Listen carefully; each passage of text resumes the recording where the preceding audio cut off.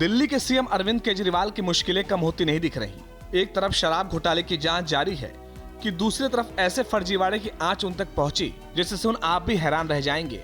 दिल्ली की केजरीवाल सरकार ने बिजली, पानी, स्वास्थ्य और शिक्षा के मॉडल को लेकर सरकार बनाई, भ्रष्टाचार को खत्म करने की दुहाई दी, लेकिन करप्शन का तमगा ऐसे पीछे पड़ा जो छोड़ने का नाम नहीं ले रहा। दिल्ली के सरकारी अस्पतालों में नकली दवाओं की आपूर्ति की खबर के बीच अब आम आदमी मोहल्ला क्लिनिक्स में पैथोलॉजी और रेडियोलॉजी टेस्ट में गजब का फर्जीवाड़ा हुआ है। आरोप है कि प्राइवेट लैब्स को लाभ पहुंचाने के लिए आम आदमी मोहल्ला क्लिनिक्स में नकली मरीजों के लाखों टेस्ट किए गए।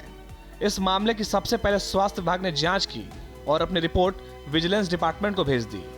विजिलेंस की विस्तृत रिपोर्ट आने के बाद दिल्ली के मुख्य सचिव ने फाइल उपराज्यपाल के पास भेजी। अब दिल्ली के एलजी वीके सक्सेना ने इस मामले में सीबीआई जांच की सिफारिश की है।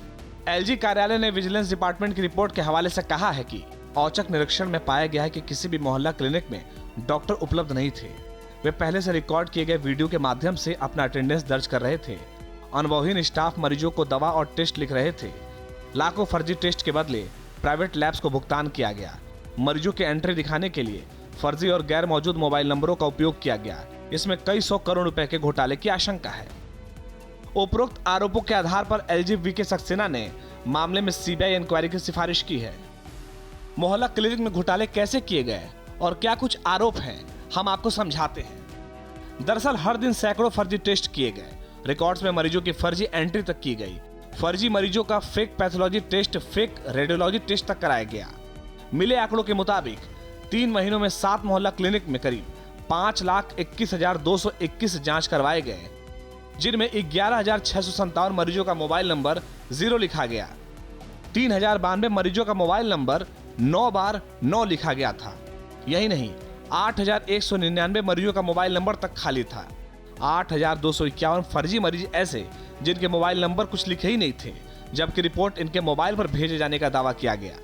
तो वहीं 400 फर्जी मरीजों के फोन नंबर की शुरुआत 1, 2, 3, 4, 5 से हो रही थी, जो कि असंभव है।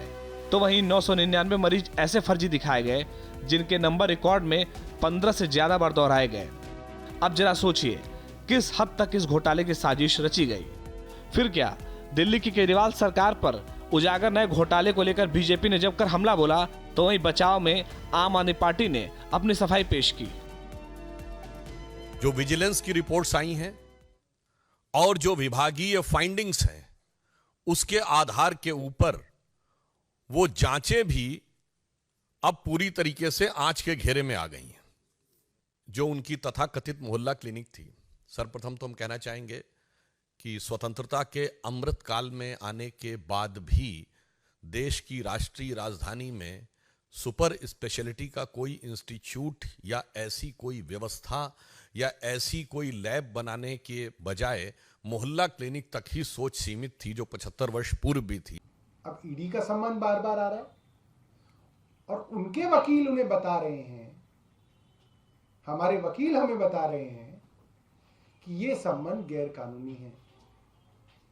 आपको जो जानकारी चाहिए आप लीजिए। आपको 1.5 से 2 वर्ष हो गए जानकारी लेते हुए, सारे सबूत आपके पास हैं, सारे डॉक्यूमेंट्स आपके पास हैं, मगर अदालत में आपका केस नहीं चल पा रहा है। ट्रायल आप शुरू नहीं कर पा रहे हैं, चार्जशीट पे चार्जशीट दायर कर रहे हैं। भारतीय जनता पार्टी वाले लोग कहते हैं कि कानून अपना काम कर रहा है, एजेंसियां अपना काम कर रही हैं। मैं जानना चाहता हूं ये एजेंसियां किस कानून के अंदर काम करती हैं? दिल्ली के मोहल्ला क्लिनिक यानी केजरीवाल सरकार का वो हेल्थ मॉडल जिसका प्रचार आम आदमी पार्टी हर चुनाव में अपने शिक्षा मॉडल की तरह करती है।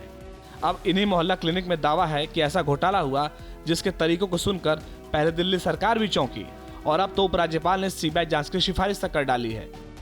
कुल मिलाकर बात तो यह है कि दिल्ली में जनता के पैसे पर हुए घोटाले में सियासत ने एंट्री मार ली है। अब तो जांच के बाद साफ होगा कि आखिरकार इस भ्रष्टाचार का असल किरदार कौन है। Bureau report, Bharat express.